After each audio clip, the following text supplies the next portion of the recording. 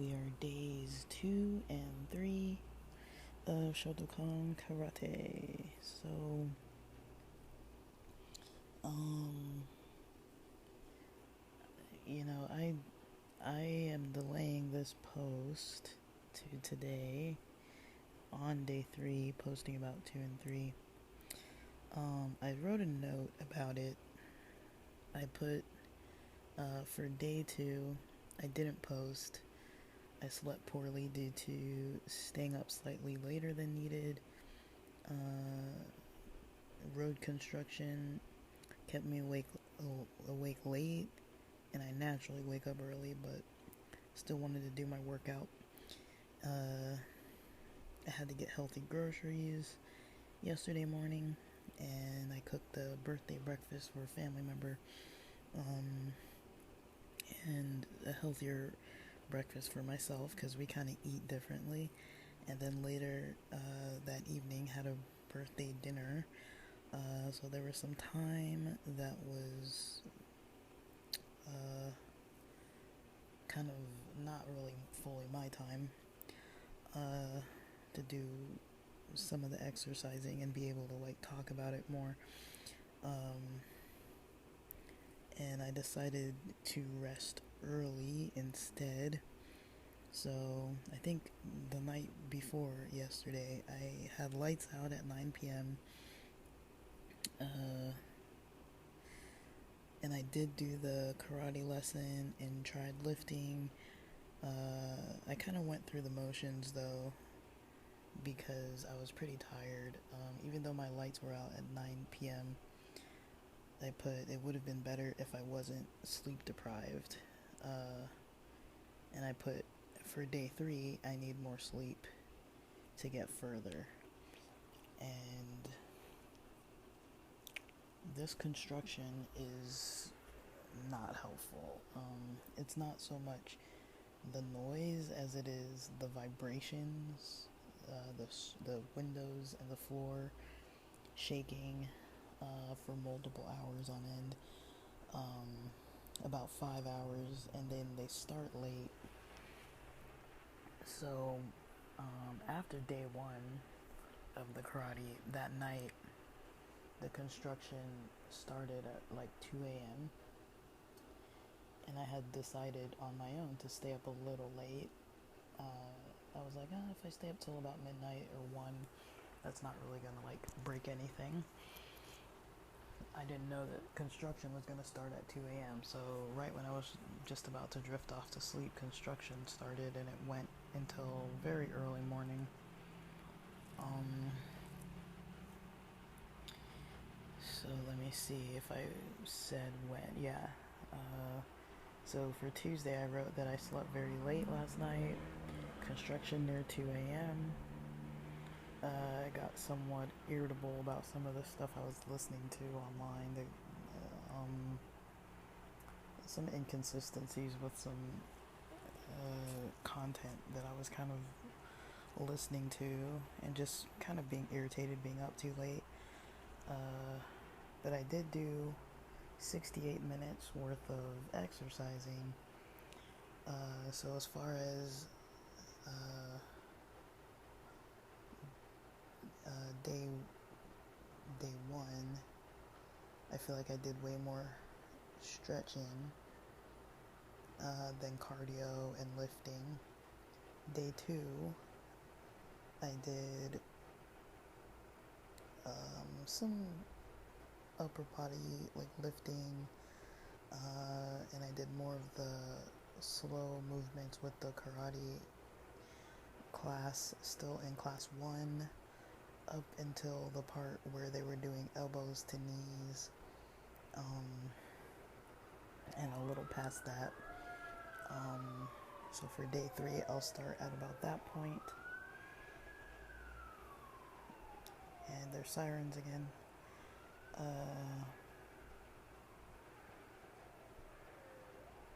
And let me see, I'm trying to look at my notes because I write all this stuff down.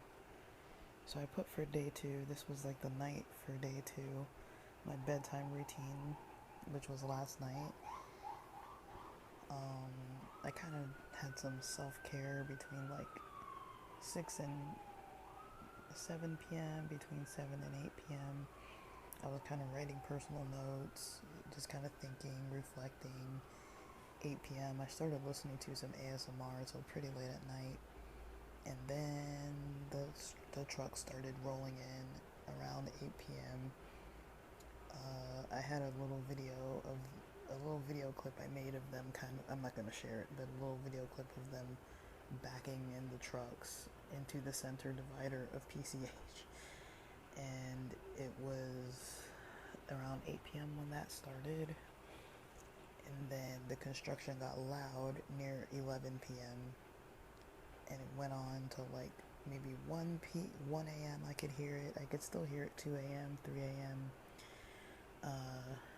I started taking more supplements after 1 a.m. because I was like, well, I need maybe more melatonin or something to kind of knock out.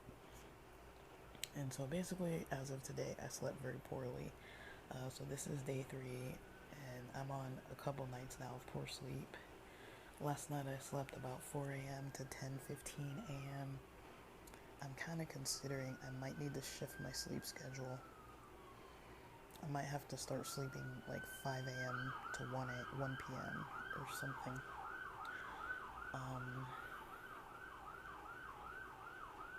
But the only reason why I don't do that is because I like waking up at 5 a.m. and having my morning, but I can't really wake up at 5 p.m. if I'm being kept up till like 3 a.m. or so, or in this case like 4 a.m. Like sometimes once I pass a certain point of night, like once I pass about midnight, maybe 1 a.m., it's really hard for me to actually get to sleep.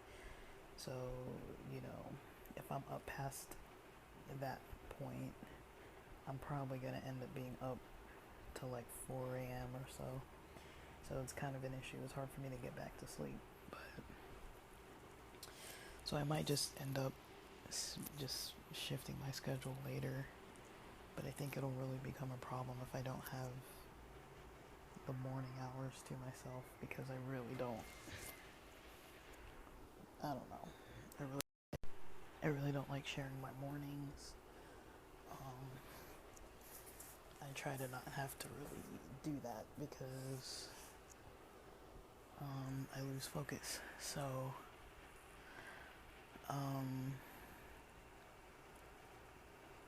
I'm gonna basically finish what I need to do for today, and then I'm gonna confirm and record about just basically what I finished up until day 3, till the end of day 3. But let's see, as far as readings, we stopped.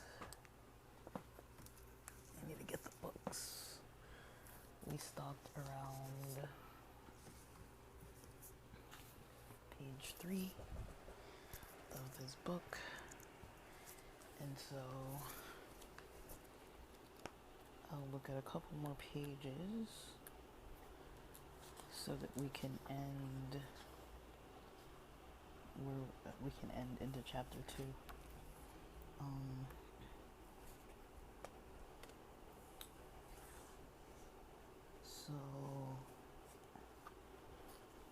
Well, I'll go a little bit into chapter 2.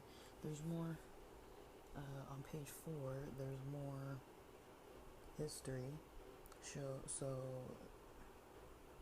Satunishi Tode Sakugawa, 1733 to 1815, studied under an Okinawan master of Tode called Takahara. He learned white crane style Chuan Fa from Kong Su Kung, the Chinese military attaché to the Okinawan court. The name of this Chinese dignitary is a matter of controversy. Kong Su Kung might not have been his name, but instead his rank. Okinawan reading and the ideographs of Kong Su Kung can be read Kushanku, and Sakugawa is often credited with having created the kata Kushanku, which would later form the basis of the Shotokan kata Kanku Dai and Kanku Sho. In Shotokan Karate, Kanku Dai is the master kata. It appears to contain segments from all the core Shotokan kata and may well have been the precursor to the Heian kata. So if I look in this book at the towards the back before the big bibliography, it has like all the step-by-step katas. So Heian, what did they call it? Which one was it? Heian kata, the Heian kata. Because there are quite a few Heian katas. In Heian, is it Heian? Let me see. Heian means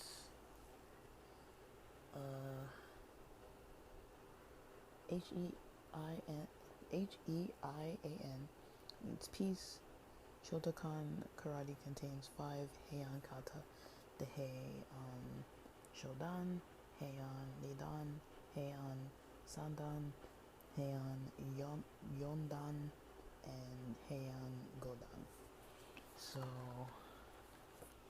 they were saying the Heian in general, Heian kata. And the first, let me see. I think this book has all of them. The first one that I see is Kihon kata, which is Tai Kyoku Shodan on page 180. And then on page 182 starts Heian Shodan.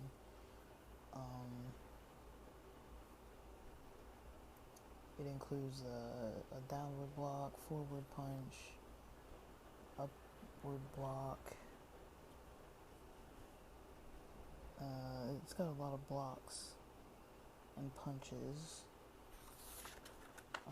They both have, I guess, Kihon kata has a little less blocks. It doesn't have any of the upward kind of blocking, just forward punching and downward blocking mostly. I think, does Kihon mean basic? Am I wrong? Do I have that terminology right or wrong? Let's see. Heian, let's see. No, what did I just say? Sorry. My brain is just not operational. Kihon. I was looking at Kihon. I think Kihon means basic. Is there? Yeah, Kihon means basic. So that's the basic kata. That's the first one, and then it goes to Heian Shodan, and like those other Heian katas that it mentioned, they're in there too. In the book, it has like the little color photos of the directions of which movements are being performed step by step, and facing in different directions. That's kind of the best I can kind of explain it. Okay, reading on. Sakugawa is sometimes accredited with creating the Dojo-kun, the school code, but more commonly it is attributed instead to Gichin Funakoshi.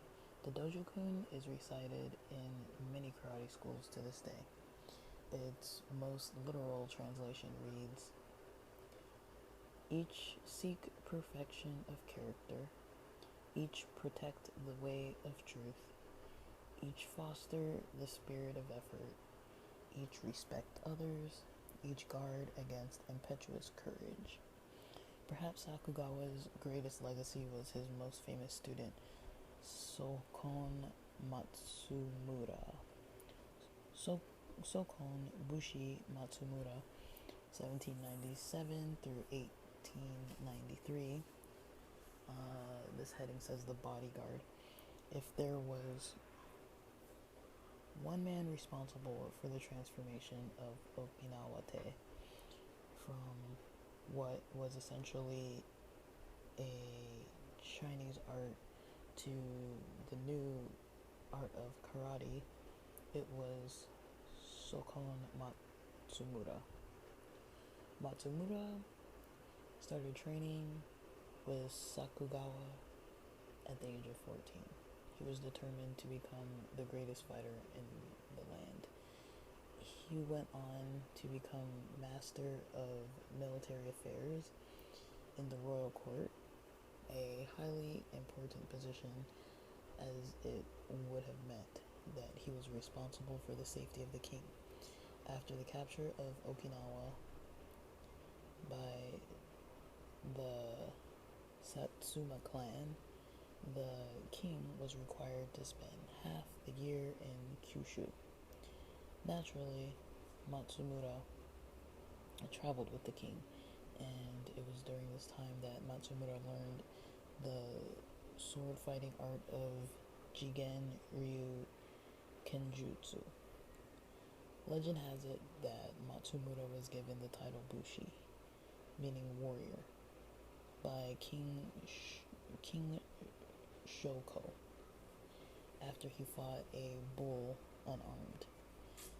The king had announced that as entertainment, his great bodyguard, Matsumura, would battle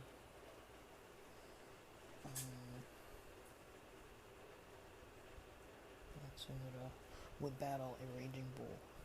Some accounts say that the bull was a present from the Emperor of Japan. Everyone was invited to watch the great spectacle. Matsumura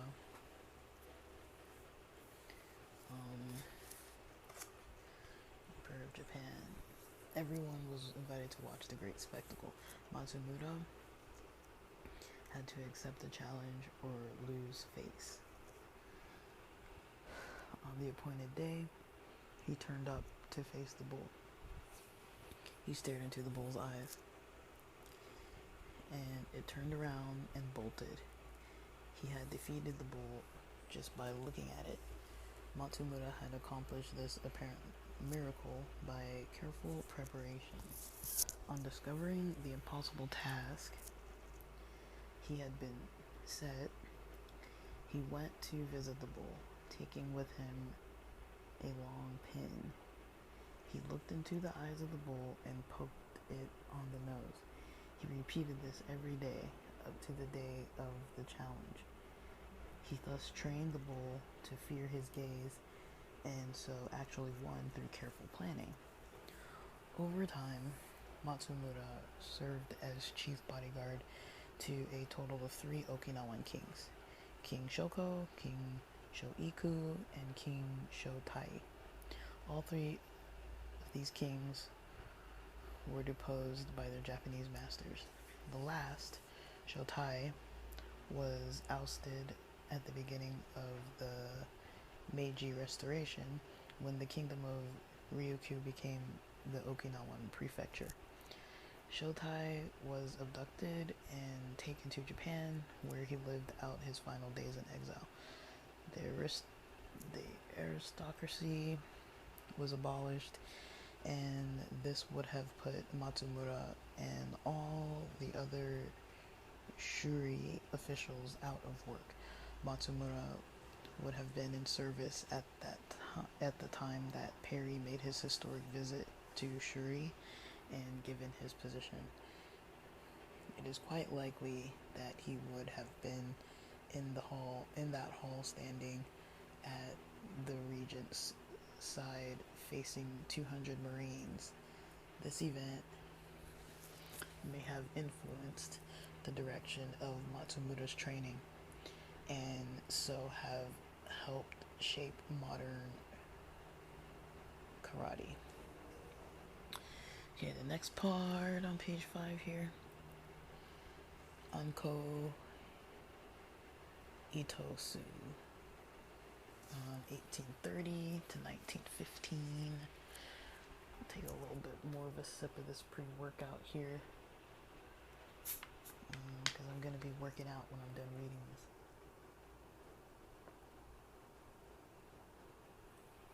Okay, that was more than a sip, but today I think I'm actually going to hit 200 milligrams of caffeine.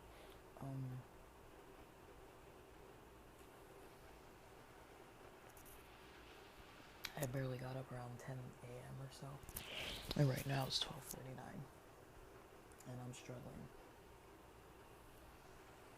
But I'm kind of stretching while I'm talking to you guys, so then I will be ready to work out once I'm done. Once all this caffeine kind of kicks in. I had a good healthy breakfast. I might try and post some of my meals on Instagram here and there.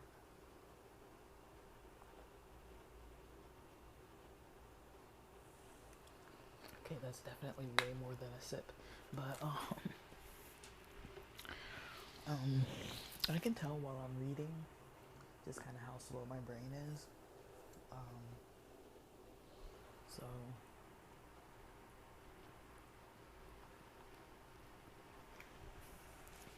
just trying to kind of pump myself up here so I can get in a decent workout, because like I said, I don't feel like I've really been getting good workouts.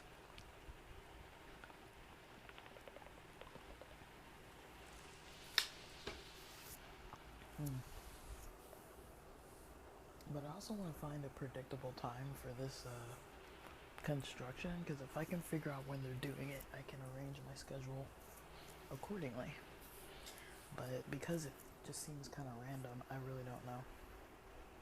It's unpredictable in my sleeping times, my eating times, my caffeinating times, other supplements I might take for sleep or whatever. It's kind of hard to arrange when I'm gonna do that, because it's just not clear. But alright, I'm gonna keep reading. So Anko Itosu, 1830 to 1915. The Big Kata Man. Itosu worked alongside Matsumura as a secretary and translator to the king of Okinawa. But he was also presumably an apprentice bodyguard to the king under Matsumura. He trained and worked alongside Matsumura for 30 years. Itosu was heavily built and had a reputation both for being very strong and for being able to withstand heavy blows. Funakoshi says that he had the silhouette of a barrel and that he could crush bamboo with his bare hands. In 1901, Itosu introduced karate into the physical education system at an elementary school in Shiori. This was the same year that King Shotai died in exile, and it is possible that this was no coincidence. Once there was no chance that the king would return, perhaps Itosu felt released from any vows of secrecy he had taken while a royal bodyguard. In 1908, he wrote a letter to the prefecture educational department outlining the benefits that karate had to offer and encouraged the introduction of karate into all Okinawan schools. His suggestion was well received, and karate became part of the school curriculum in Okinawa. This made karate instruction available to the masses for the first time. the veil of secrecy over karate had been well and truly lifted. I didn't know that. I didn't know it was considered like some kind of secret martial art of the, I guess, the government or something. That's interesting.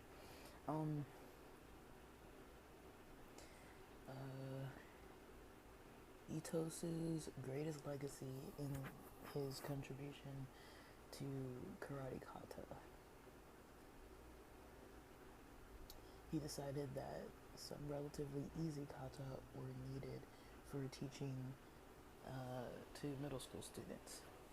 He invented Pinan, the Pinan kata, which in the Shotokan system are known as the HEARN kata. These kata were possibly based on the Kanku kata, combined with moves from a long forgotten kata called Chanan.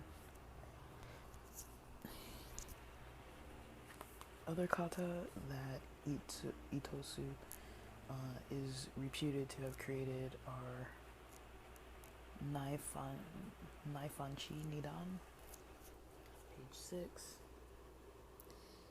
and Sandan, which later became known as Teki Nidan and Sandan.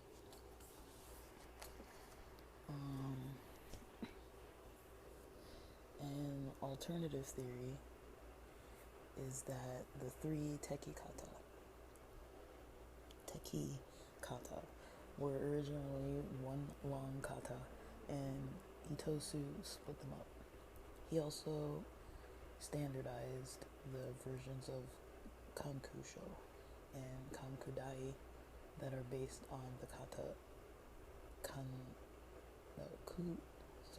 based on the kata Kushanku. Then the next heading here on page 6, still Anko Azato, 1828 to 1906, the Invisible Man of Karate. It seems that there are no surviving pictures of Azato, and very little is written about him, which makes him a bit of a mystery man. Most of what we know comes from the writings of Gichin Funakoshi, who referred to Azato as the best martial artist he had ever met. Like Itosu, Azato was one of Matsumura's students and held the position of foreign affairs advisor within the Shuri royal court. He was a member of the aristocracy. He owned a castle and was a hereditary lord of the Azato village. Funakoshi tells us that Azato challenged an armed sword master to a duel and defeated him with his bare hands by deflecting the sword with his arm before immobilizing his opponent. In another story, Azato and Itosu were confronted by 30 men, so they fled into a nearby house. The men swarmed around the house, and the two decided that a fight was unavoidable. Azato leaped out the window and started dispatching one hoodlum after another, using a single blow each time, while Itosu dealt with the men around the other side of the house. What was notable about this story is that it mentions that Azato and Itosu were using what is today called Iken Ikkatsu. That's spelled one word Ikken, next word Hissatsu. One deadly strike,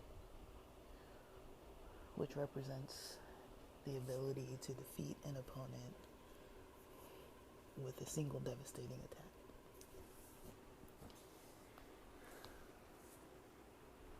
This is one of the defining characteristics of modern Shotokan karate.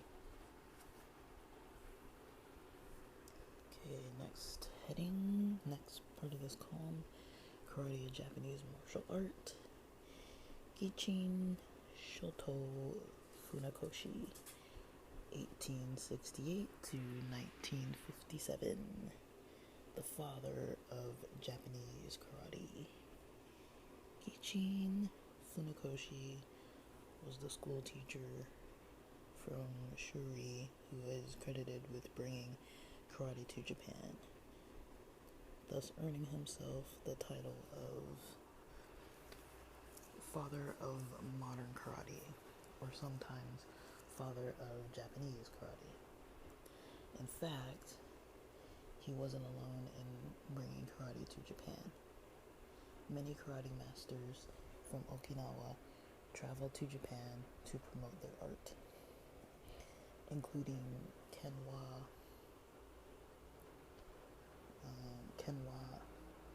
Mabuni, founder of Shito-ryu, which is a synthesis of Shurite and Nahate. The Chojun Miyagi, founder of Goju-ryu, which is based on the Nahate traditions. But it was Funakoshi who did it first, and perhaps did the better job of promoting it. Funakoshi started studying karate under Anko Azato, and later studied under Itosu.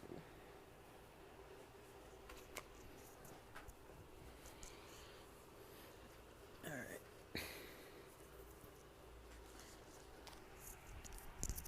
Get a little bit of water over here.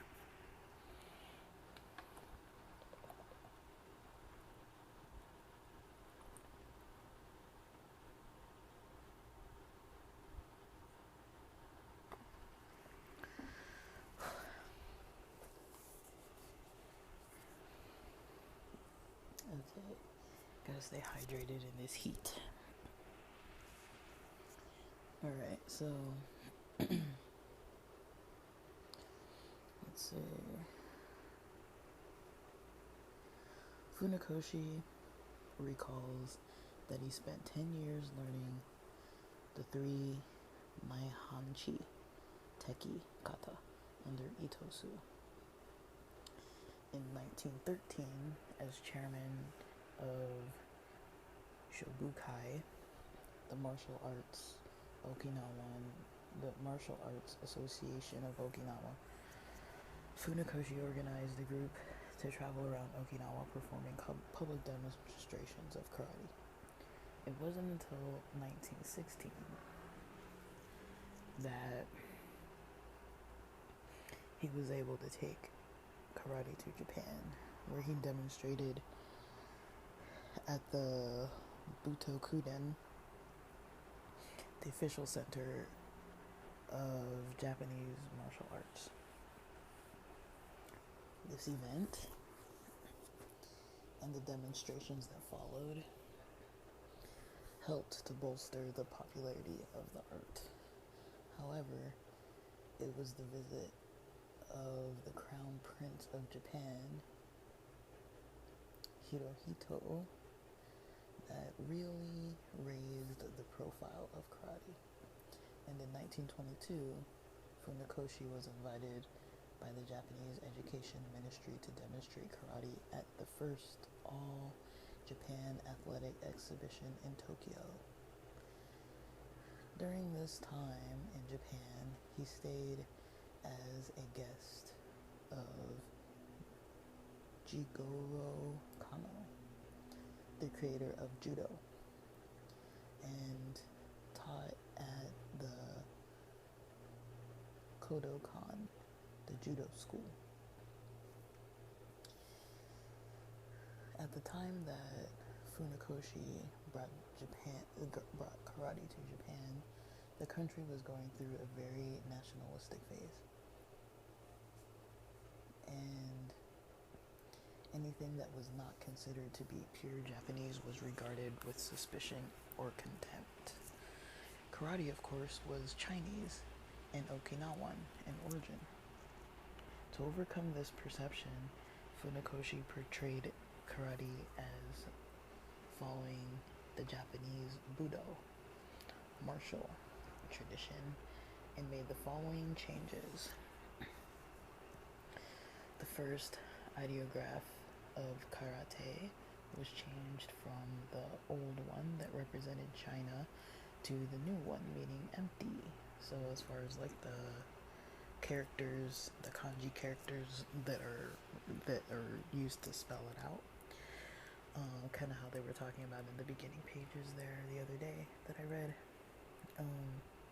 The next bullet point says Funakoshi adopted the uniforms and belt system of Kano's judo.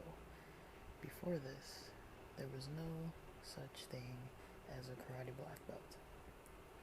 Chinese culture was reviewed with suspicion, but Zen Buddhism was not. Zen had a great deal of influence on Japanese culture and was considered an important part of Japanese Budo. Karate's Shaolin origins were therefore emphasized alongside the adoption of the Zen-like kata ideograph, associating it with Zen Buddhism. This link was somewhat spurious because karate's development had been tied for so long in Okinawa, which had never really adopted Buddhism in the same way as Japan. Funakoshi attempted to change the kata names to Japanese words. For example, he renamed Naihanchi kata to Teki, but only a few of these new names persisted into the next generation of karate instructors. Funakoshi's own son included. Perhaps for them, the exotic Chinese or Okinawan names just had more flavor than the, from their point of view, mundane Japanese sounding names. Funakoshi invented the Taikyuku kata and Ten no kata, which were even simpler versions of Itosu's Pinan Heinan kata, for teaching to elementary school students. However, according to one of Funakoshi's students,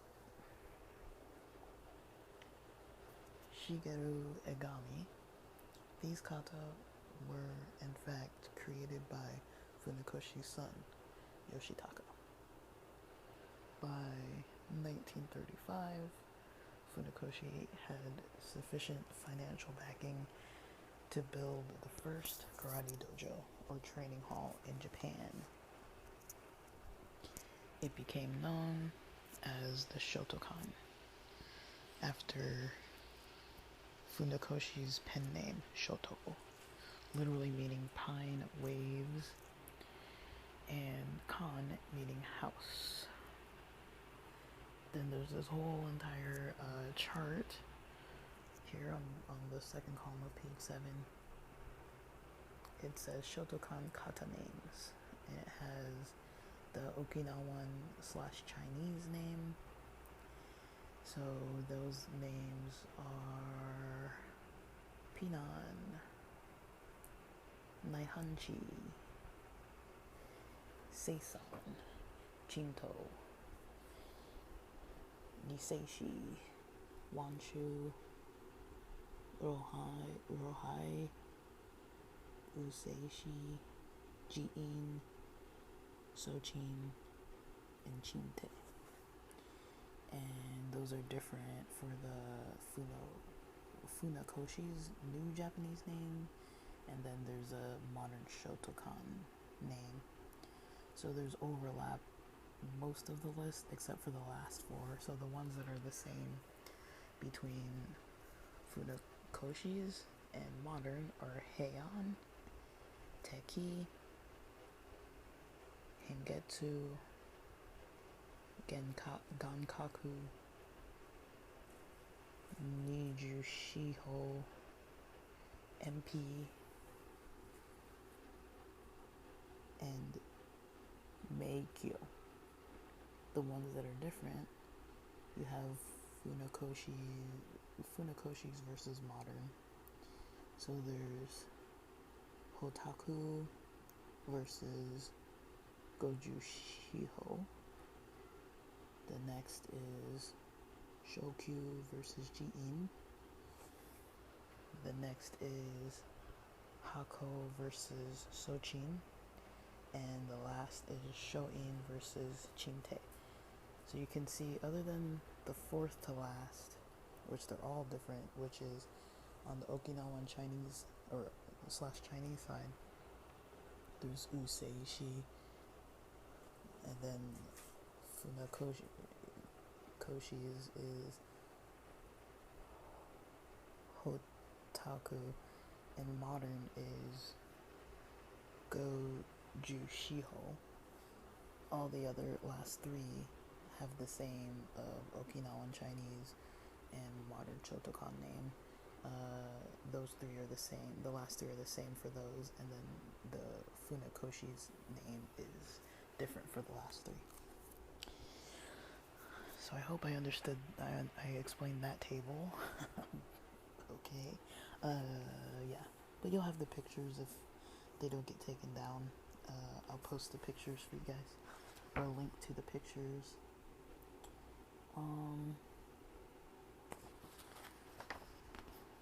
So I wanna maybe skip a little bit. So the end of page 7 has Yoshitaka. It's a struggle with these names for me, guys. Some of these words I have never said before or tried to read them really. I've had this book for a long time, but I never really read the intro part of it too much. And the names, it's not my first language, obviously, and they're not even like, I do know some Japanese names, but none of these are names that I'm very familiar with at all.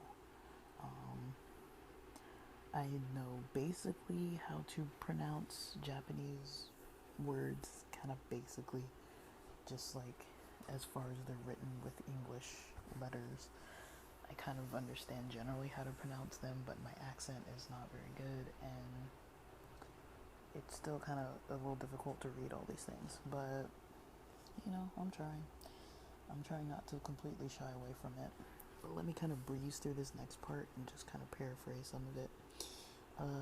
The heading is Yoshitaka Gigo Funakoshi, 1906 to 1945, the young teacher. So it says he was diagnosed at a young age of tuberculosis.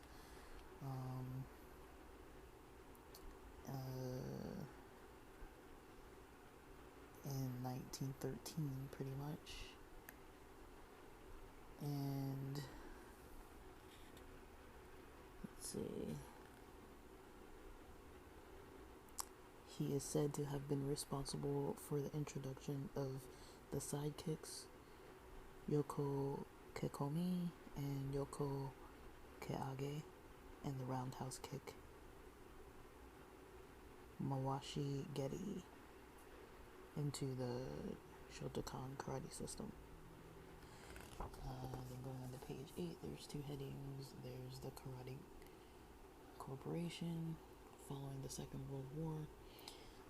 The occupying American forces placed a ban on martial arts in Japan because they were They were thought to have fostered regimentation and militarism. Karate managed to continue largely due to its emphasis on being a do, a way of life, which had spiritual goals, and positive health applications rather than militaristic objectives. There's a great deal of interest in karate from Allied servicemen stationed in Japan, and many of them trained in karate schools there, and then took this, I don't know why it says strange new art back to their home countries. In 1953, the U.S. Air Force invited Hidetaka Nishiyama on a sponsored tour of air bases in mainland United States to teach special courses for the personnel. Wow, so they just like skip over all of World War II and they just kind of mention just basically that? That's crazy. They don't even like talk about all the other stuff. I was kind of curious to know what was going on during World War II. Because also with the internment camps and all that kind of crazy crap that I don't agree with. I'm just curious because they do mention kind of, I guess there was a ban, but yeah, they just skip from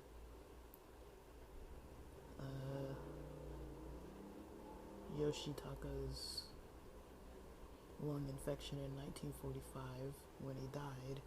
They mentioned the Second World War, then they go all the way to 1953 when the U.S. Air Force started getting more involved with it. I'd be curious to know kind of more about that segment of history. I know it's depressing and unfortunate and A-bombs and all that kind of just craziness.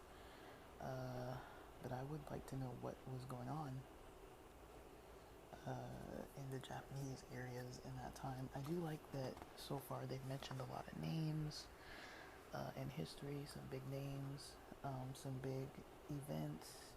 It would be interesting to see if there's any kind of footage or photos about this type of stuff, because they would have had some form of, camera back then, like photography and some kind of like film that would have been possibly available. It would be cool to see if it's on YouTube anywhere. Any like official footage. The last heading on page 8 here is Shotokan splits. It says in 1957, Gichin Funakoshi passed away. He did not name a successor, and his students split into two groups. One called themselves Shotokai, meaning Shoto's group, and were led by Shaguri Egami. They were traditionalists who did not approve of the commercialization of karate or the growing popularity of competitive karate. Okay, so I did skip the paragraphs that had to do with the competition kind of stuff starting up. The other group was the more radical JKA. JKA is the Japan Karate Association. JKA led by Masatoshi Nakayama, who referred to their style as Shotokan. The JKA promoted competition and organized the first Japanese karate championship in 1957. It was in the 1986. Okay, let's skip that part. I'm going to read this last paragraph here on page 8. The political infighting is largely irrelevant to many people practicing karate throughout the world. There are too many karate associations to count, but they do broadly practice the same karate techniques and follow the same customs that were taught by Funakoshi and Son in Tokyo at the beginning of the 20th century. The next page, page 9 is blank. Page 10 is a photo that goes into chapter 2 on page 11. So page 10 shows, it looks like a photo of three people, a staged photo of three people in their karate gi uniforms. They all have the same uniform. It looks like it says Blitz. All the uniforms say Blitz on them, and they're doing like a certain type of pose of some kind. I don't know what that one is called. I don't know if I can find what it's called, but they're all doing three guys doing a certain movement. And I'm gonna read a little bit of the chapter 2 beginner's guide, because that's past the history, and it kind of talks a little bit more about what actually happens when you're like starting to do things, actively starting to practice it. So it says the typical karate class involves rows of white uniformed students, not white people, but white uniformed students. There can be white people, there can be any kind of people, moving up and down a hall, punching, kicking, and shouting, with an instructor giving instructions in Japanese. This chapter explains many of the customs traditionally followed in karate classes, and some of the terms used when talking about karate. The uniform. I'm on page 11. The uniform. The karate uniform is called a dogi, or more commonly just a gi. Is traditionally made of white cotton. A karate gi is based on the judo gi, but over the years has evolved from the heavyweight material of the judo gi into a lighter uniform.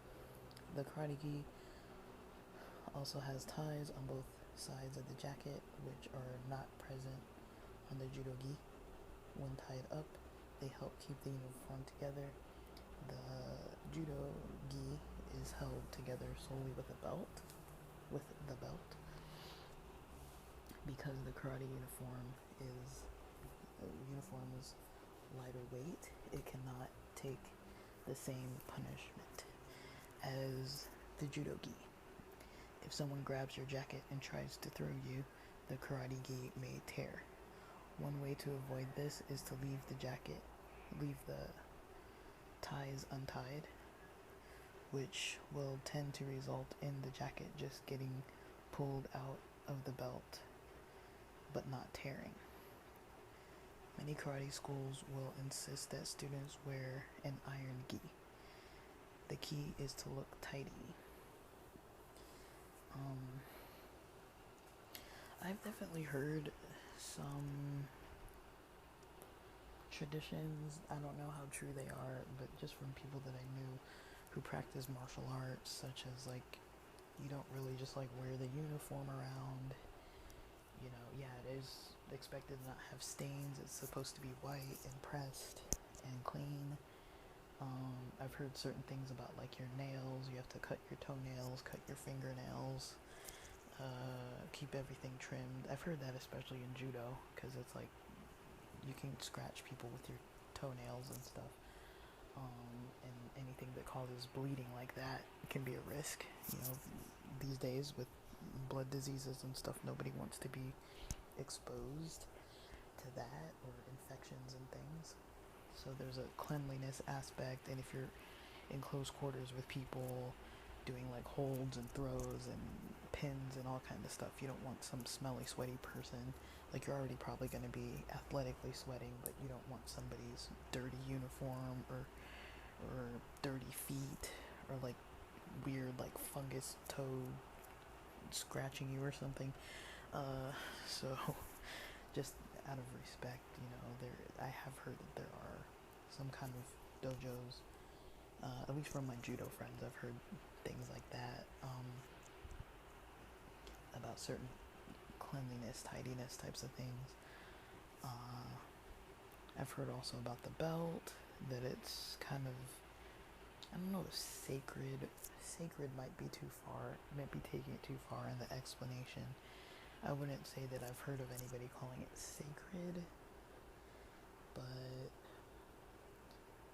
it is like an important thing. You're supposed to keep things folded and kind of, you're not just supposed to like take your uniform and bunch it up and throw it in a corner. Like, you're expected to kind of like respect the belt, respect the uniform.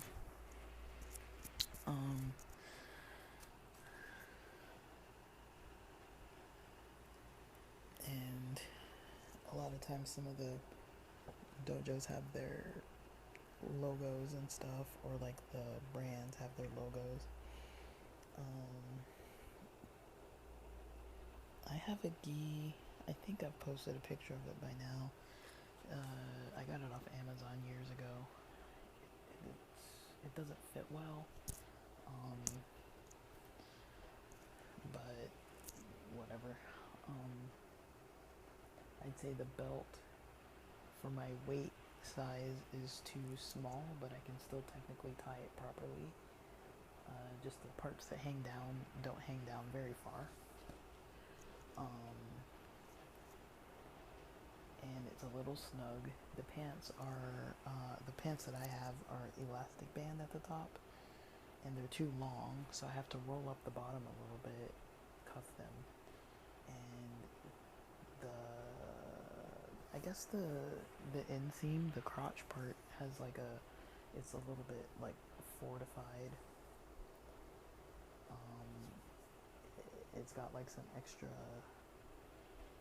fabric, so it's not like jeans. The seam isn't like jeans. There's like an extra kind of layer that gives it some ability to move. I do feel like it is kind of warm because you're wearing long sleeves, and it's pretty thick. Like, it's not like the thickest. It's not super thick, but it's almost similar to wearing like sweats. Like, it is pretty warm.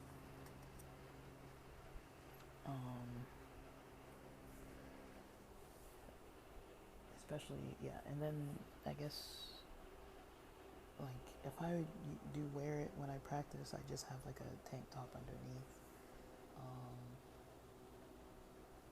I don't know if you have to wear something underneath, but you're definitely going to be sweating in the thing.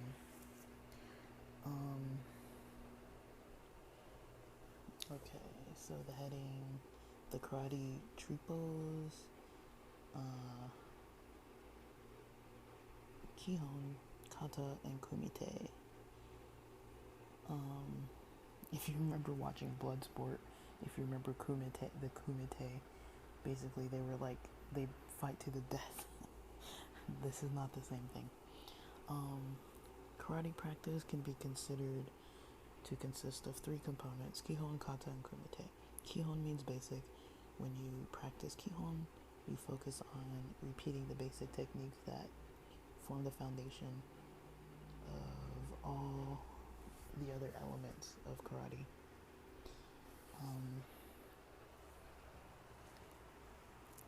Often, Kihon involves moving up and down the training hall, performing a single technique or a short combination of techniques. Kata means form or pattern.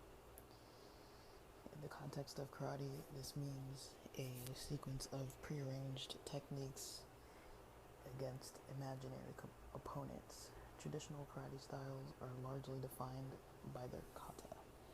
There are two approaches to viewing kata. One is to view it as a performance art where the kata is being performed purely for its own sake and where the aesthetics of the form are paramount. The other approach is to view the kata as a catalog of fighting moves that have some practical application for self-defense. Kumite means sparring and is performed with a training partner. At the beginner level, this consists of 5 basic 5-step sparring, Kihon, Gohon, Kumite. The basic 1-step sparring, Kihon, Ippon, Kumite. There's dojo etiquette. Karate begins with a bow and ends with a bow.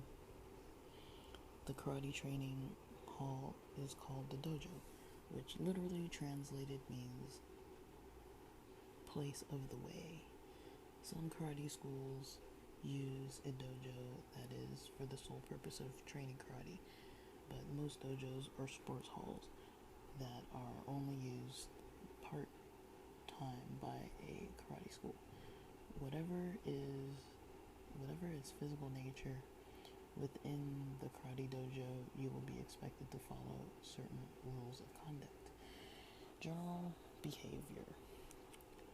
Practicing karate should be fun, but it should nonetheless be remembered that some of the activities can be dangerous if done casually and with complacency. Therefore, always treat your teacher and your fellow students with respect. Keep toe and fingernails short. Do not wear jewelry during training. Keep your training uniform clean and in good condition. Show respect to each other by not talking, swearing, or disrupting the lesson. Partner work. When training with a partner, the objective is mutual improvement of your karate, not to hurt each other. Never lose your temper. Always show control. You should never cause injury to your partner. The instructor. Show your instructor respect. As a sign of respect, you should refer to your instructor as sensei, which means teacher. Pay attention to what your instructor tells you, and be especially mindful of instructions regarding safety. If you're late for a session, wait for the instructor to indicate that you may join in. Bowing is very common in karate class. In some schools, there is a bow every few minutes. In other schools, there are almost no bows. The most important times to bow are as follows: at the beginning and end of class, at the beginning and end of a kata performance, before you start sparring with a partner, and then at the end when you are finished sparring, whenever your instructor tells you to bow. This might be with the instruction rei, which means bow. Several types of bow are used in Japanese culture. The most common bow in karate class is the standing bow. Start with your heels together. This is musubidachi, literally meaning connected stance. 2. Keep your I'm on page 13. Keep your hands at your sides. And back straight. Gently bow from the waist. 3. Complete the bow by straightening up again. Partly due to influence of Bruce Lee in the film Enter the Dragon, there is a belief that you should keep your eyes on your partner while you bow. If you do not trust someone enough to take your eyes off them, you should not be bowing to them at all. Training tips.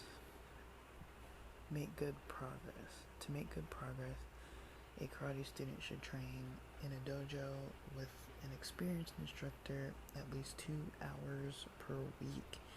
For the beginner, 3 or 4 hours per week is optimal.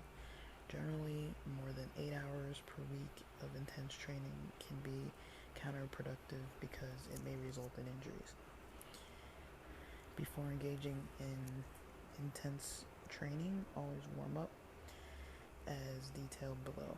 Stretching. So I'm gonna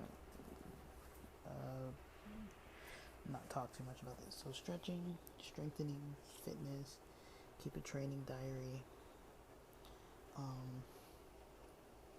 Then we're gonna end where it says Ki, the martial art shout. Karate classes contain a lot of shouting. Wait a second.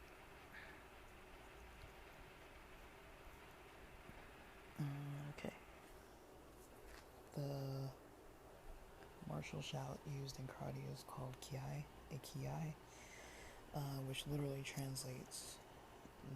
translated means spirit unity. It is comparable with the grunt used by tennis players when hitting the ball.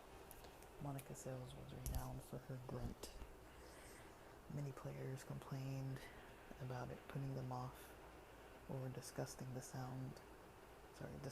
sound of her racket hitting the ball.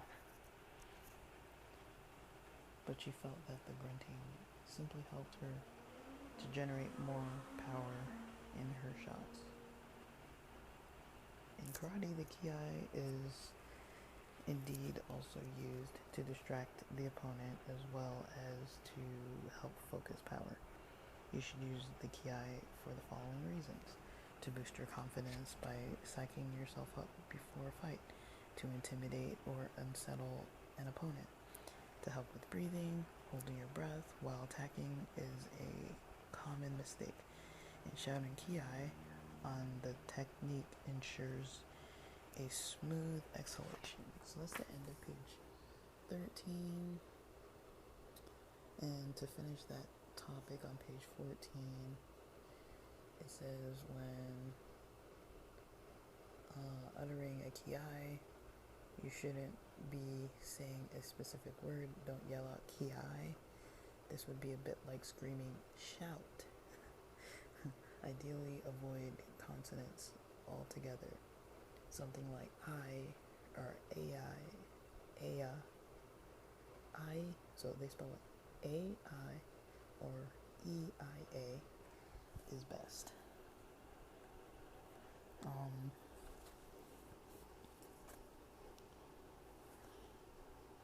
There are a number of circumstances when it is appropriate to use a Ki, and some where it is positively required. Shotokan kata typically contain 2 Ki points. The Ki is considered a technique in itself, and omitting it is a mistake. Use of Ki at the beginning of a fight to boost your confidence and intimidate your opponent. Use Ki during sparring when you score a technique.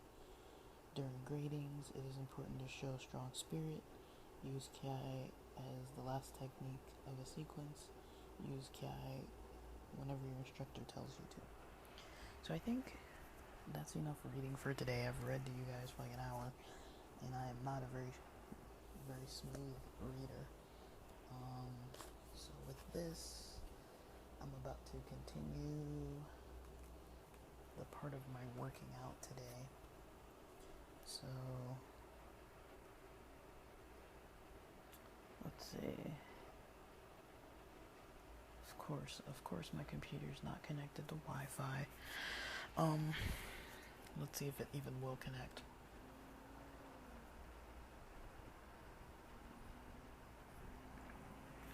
I think today I'm just going to be finishing this karate video 1, some of video 2, doing some lifting. So let me go back to the history of these videos. So looking at the history of videos, let's see.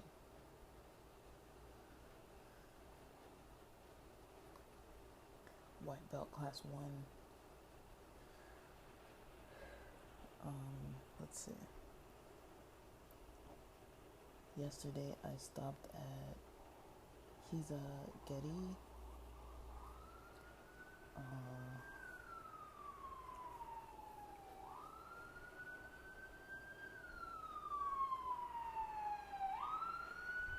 Sorry.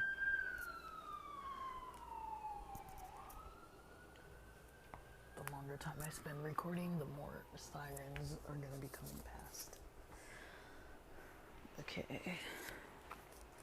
So I'm writing this down for myself. So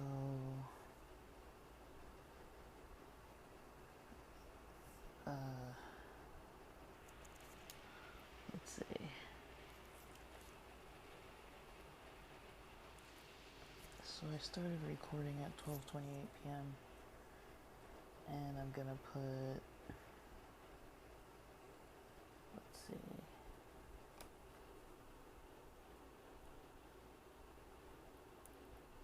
I'm trying to write in my planner what I did on what day.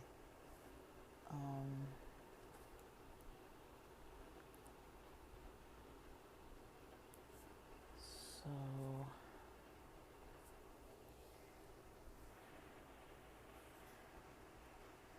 let's see.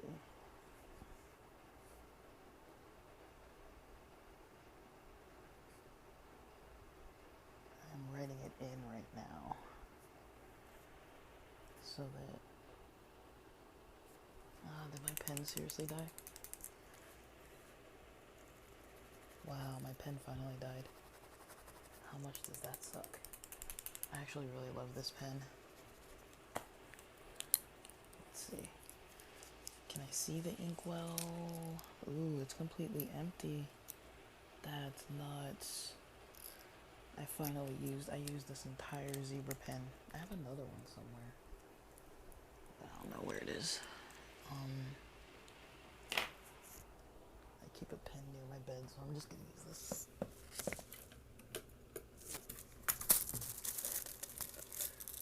Okay. I just accidentally dropped all the pens. Having a little clumsy moment here. Where'd it go? Where did you go? I don't know where it went. I dropped it somewhere. It fell into the abyss. Alright, pencil. I use my sketching pencil then. Okay. So I'm trying to write down what I learned as far as the terminology. So I think yesterday I went up to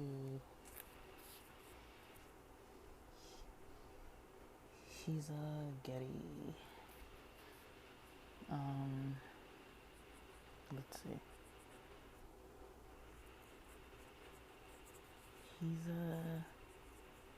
Getty, which are knee strikes. That starts near 17 minutes.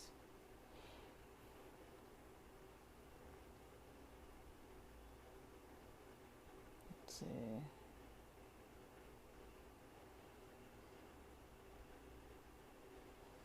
I'm just scrolling backwards. Yeah, I did do the stretches.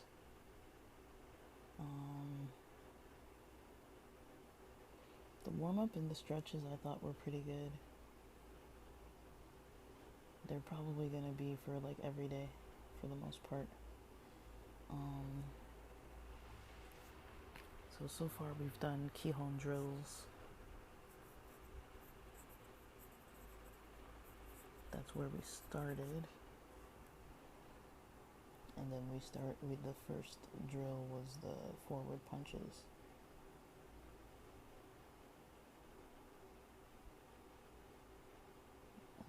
Let's see. I'm trying to get the terminology right.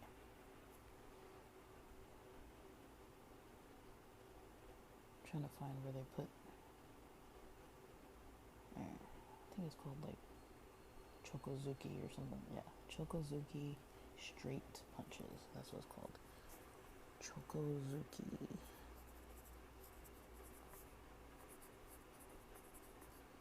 So it was straight punches. And then yesterday it was the same. I mostly just did that. Kihon drills and straight punches. That's what I did yesterday. And then I did some of the,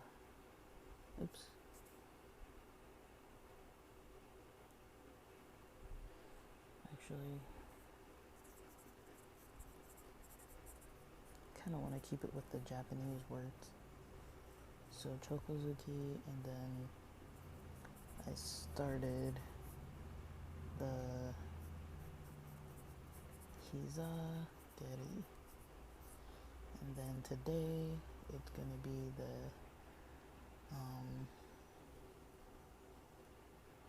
I'm probably gonna do more of like lifting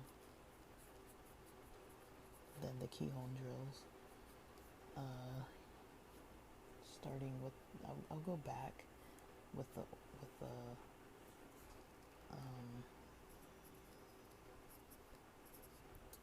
the chokozuki. I was trying to get the form right yesterday, and then I'll try and get the form better today with the hiza geri, and then we'll keep going through the end of the video. So it looks like there's gonna be that. Today I have a lot more time, so I'm gonna work on this way longer today. Let's see. I think they wrote the details, so I'm gonna try to do the rest of lesson 1, some of lesson 2. So there's the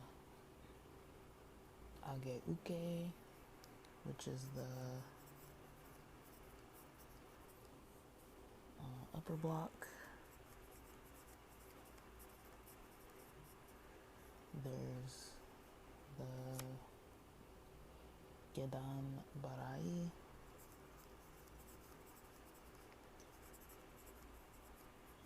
and mind you, I've practiced some of these before. I'm just using the video to try to get the form right. Downward block is the gedan barai, and then the zenkutsu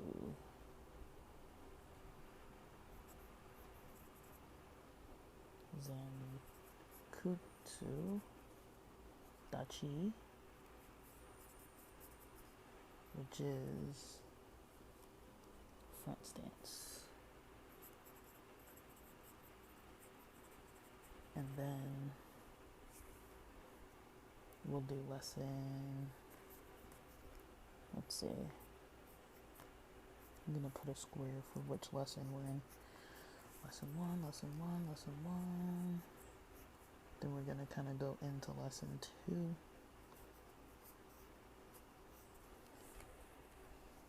And lesson 2 is gonna be white belt class 2. And let's see what it has in store. It's gonna go over everything again. The chokozuki, well, the warm up, the chokozuki, the gedan bari, the age uke, and then I'll probably go into the dynamic kihon drill. I'll look at it today. That's up to minute 20 after the warm up and all that. So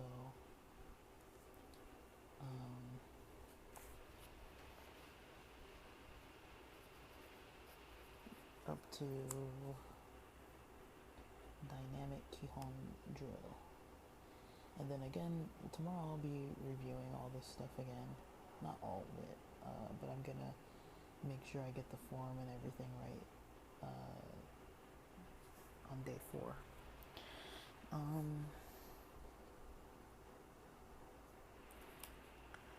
So it's gonna be up to dynamic Kihon drill. I think I already pre-planned day 3. Day 4.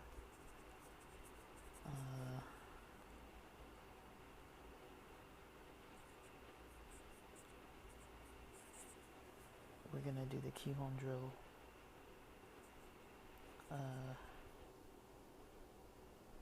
The dynamic Kihon drill will start there tomorrow.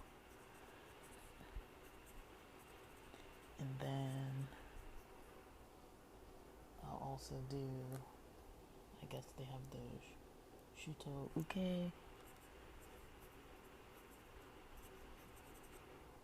which is the knife hand block. And the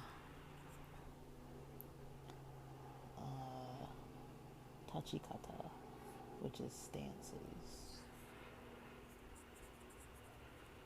So I've already planned out now what I'll do today, what I'll do tomorrow. And I'll probably do either, well, to warm up, I'll probably do either Kihon drills,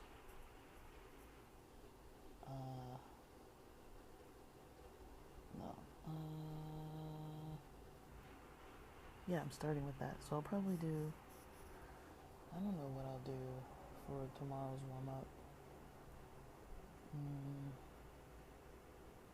Maybe cardio. Because it's been a while since I've just done some straight cardio. So now it's planned out to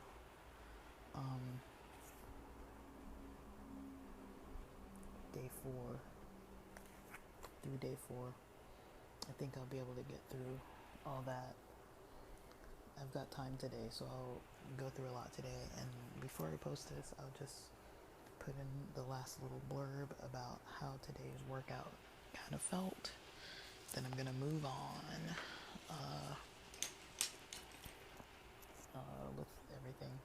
But okay, it was nice learning so far. I think I learned a lot about the history. I'd probably still want to dive a little more into it and look at some footage about it or something.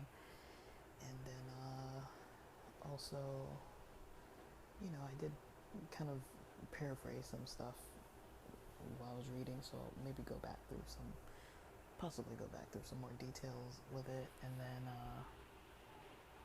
otherwise, yeah, just keep working out and everything. I did my stretching while I was talking to you guys, so I did most of my stretching already. I've got just probably like 2-3 minutes worth of some little stretches to do, and then I'll just start with what I said. It's gonna take probably an hour and a half or so because I take my time, but I've got time today. Time is on my side. The heat is not on my side. My energy levels are not on my side. My stomach is not on my side. But time is on my side today, so I've got a couple hours to do this. So, and I've eaten a lot, so I'm fed. I'm not probably as hydrated as I should be, but I'm fed. So I'll do the hydration during exercising, and then I'll fill you guys in about how it went. Alright guys, well, I finished day 3, and it was successful. It went very good. So I created, like they said, you know, make a little diary of your practice. And so I basically put the day, the class number that I'm doing from the video, and what I learned, like what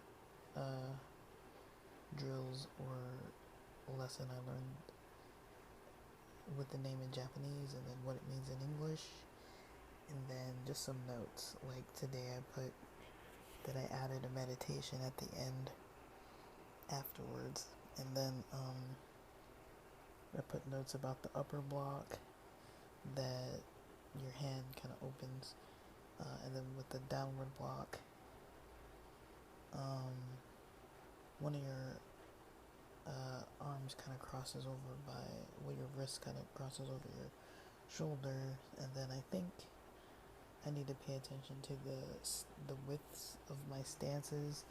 I can't really tell how wide they're really supposed to be, so I might need to learn that. So basically, that's what I put for today, and then I went back and put in for day 2 and day 1.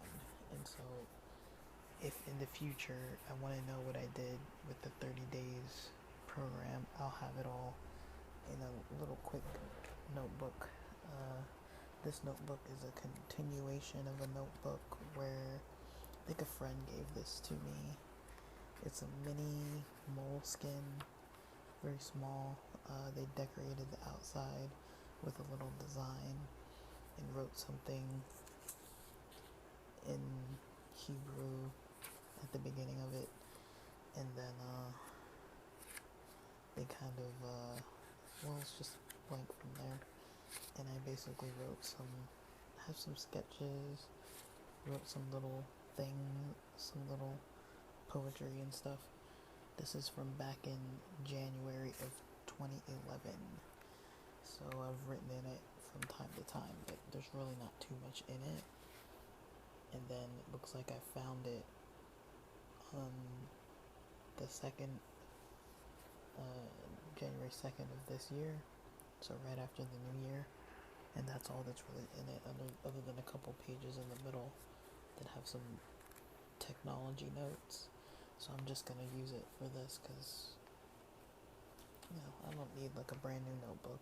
This one doesn't have anything else in it, and it's kind of like the perfect size. So they said that a lot of beginners, they do, I think the book was saying 2 to 3 hours a week. So far I'm near an hour. I think my workout today, as far as the Shotokan part of it, that was about 41 minutes. But my workout total today was like 2 hours and 24 minutes. And so, that's kind of counting the 50 something minutes I spent stretching while I was recording earlier. So, after that, it was like another hour 24 minutes. So, it felt like a good workout. I did basically just a lot of arm workouts, kind of like walking with an 8-pound weight for some of it, and then some of it I didn't have the weight, and then I did the karate drills basically. So I'm on class number 2 now, and it's been good so far. So alright, I'm enjoying this. I'm having a lot of fun. I don't know, the way that my day feels right now compared to how it was when I first woke up, I do feel a whole lot better. I mean, I've taken some things or whatever, but still, I think it's a combination of things. I do definitely feel a lot better.